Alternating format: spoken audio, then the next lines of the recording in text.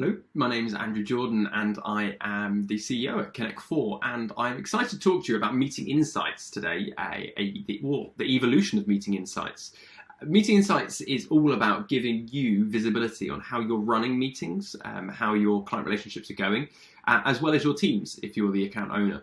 So keen to hear your feedback, but let's get stuck into how does Meeting Insights work.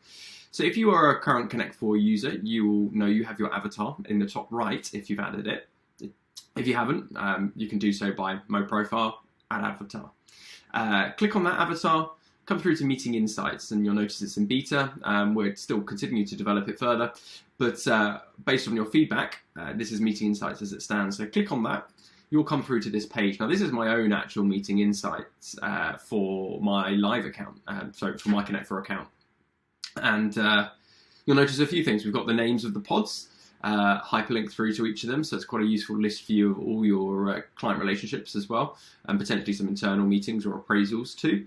I've got who's in that pod in my team, and clients as well if there are any clients in that pod. Total meeting time, last meeting date, and the meeting health of that pod. So you can sort by any of these columns. You can click the sort button and it will rearrange by those scores. So let's hide those poorly run meetings. That's better. So that you can sort by any of the column headings. The next thing to note is if you're an account owner, you'll be able to click on Teams pods. And what that will allow you to do is to have visibility over what pods your team members have. Now, you won't be able to click into them, but you will be able to have visibility. So I will be able to see that there are different pods by team members. You'll be able to see how long they've been in meetings with them, how well those meetings have been run.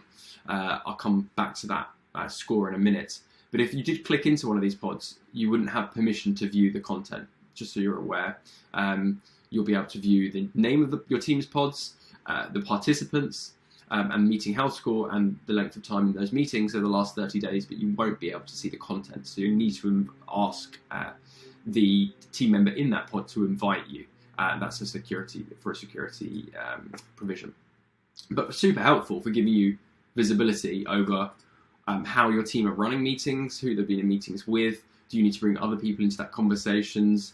Should help with not needing to duplicate pods as well. So that can be really helpful.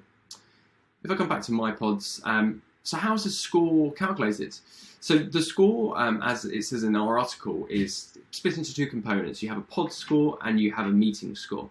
The pod score is formed by largely three things. So it will be, is the pod white labeled? Have you white labeled the organization? It will be, have you added any resources or software services?